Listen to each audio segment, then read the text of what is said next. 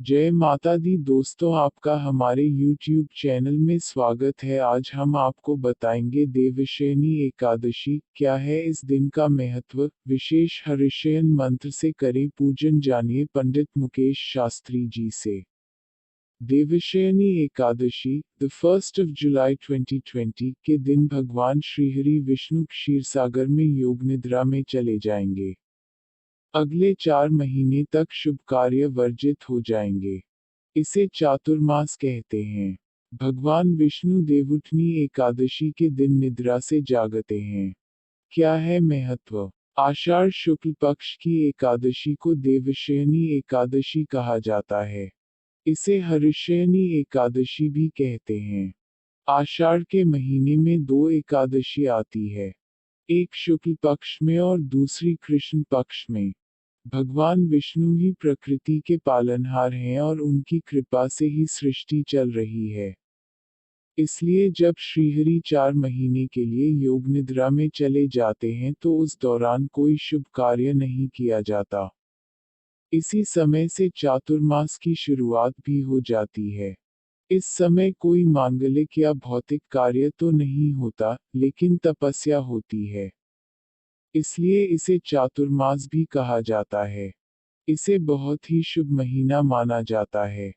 देवशयनी एकादशी के बाद 4 महीने तक सूर्य, चंद्रमा और प्रकृति का तेजस तत्व कम हो जाता है। इसलिए कहा जाता है कि देवशयन हो गया है। शुभ शक्तियों के कमजोर होने पर किए गए कार्यों के परिणाम भी शुभ नहीं होते। चातुर्मास के दौरान कोई भी शुभ कार्य नहीं करना चाहिए। देवशयनी एकादशी से साधुओं का भ्रमण भी बंद हो जाता है। वह एक जगह पर रुककर प्रभु की साधना करते हैं। चातुर्मास के दौरान सभी धाम ब्रज में आ जाते हैं। इसलिए इस दौरान ब्रज की यात्रा बहुत शुभकारी होती है। अगर कोई व्यक्ति ब्रज की यात्रा करना चाहे तो इस दौरान कर सकता है। जब भगवान विष्णु जागते हैं, तो उसे देवोत्थान एकादशी या देवउठनी एकादशी कहा जाता है। इसके साथ ही शुभ कार्य शुरू हो जाते हैं। इस बार Devshayani Ekadashi the 1st of July 2020 को है। देवशयनी एकादशी के बाद 4 महीने तक सूर्य, चंद्रमा और प्रकृति का तेजस तत्व कम हो जाता है। देवशयनी एकादशी पूजा समय। एकादशी तिथि शुरू 1950, the 30th of June 2020। Ekadashi तिथि खत्म 1730, the 1st of July 2020। पूजन से लाभ। देवशयनी एकादशी व्रत करने और इस दिन भगवान श्रीहरि की विधिवत पूजन से सभी प्रकार के पापों का नाश होता है। सारी परेशानियां खत्म हो जाती हैं। मन शुद्ध होता है, सभी विकार दूर हो जाते हैं। दुर्घटनाओं के योग टल जाते हैं। देवशयनी एकादशी के बाद शरीर और मन तक नवीन हो जाता है। व्रत कथा संक्षेप। एक राजा के राज्य में बरसात नहीं हो रही थी। सारे लोग बहुत परेशान थे और अपनी परेशानी लेकर राजा के पास पहुंचे। हर तरफ अकाल था। ऐसी दशा में राजा ने भगवान विष्णु की पूजा की।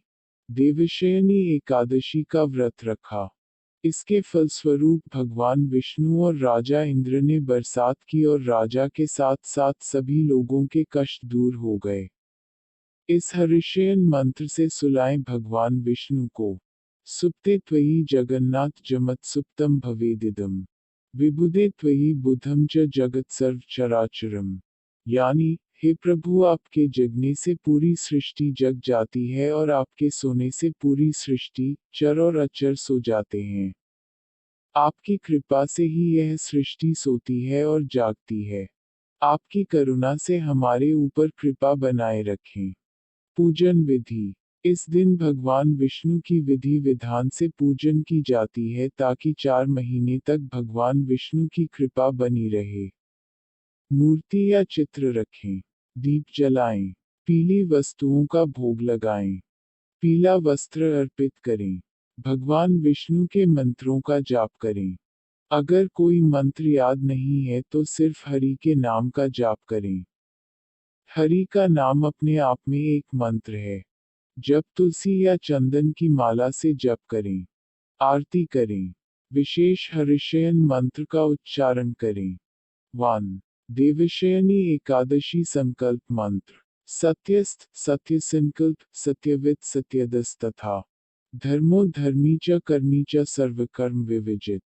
कर्मकर्ता च कर्मैव क्रिया कार्यम तथैव च। श्रीपतिर्नृपति, श्रीमान सर्वस्य पतिरूर्जित। 2. देवशयनी एकादशी पर भगवान विष्णु को प्रसन्न करने का मंत्र। सुप्ते त्वयि जगन्नाथ जगत सुप्तम भवेदिदम्। विबुधे त्वयि बुध्येत जगत सर्वम चराचरम। 3. देवशयनी एकादशी विष्णु क्षमा मंत्र। भक्तस्तुतो भक्त पर कीर्तित कीर्तिवर्धन। कीर्तिर्दीप्ति क्षमाकांतिर्भक्तश्चैव दयापरा। अगर आपको हमारा यह वीडियो पसंद आया हो तो लाइक सब्सक्राइब शेयर जरूर करें और ज्योतिष संबंधित समस्या के लिए स्क्रीन पर दिए हुए नंबर पर संपर्क करें। धन्यवाद।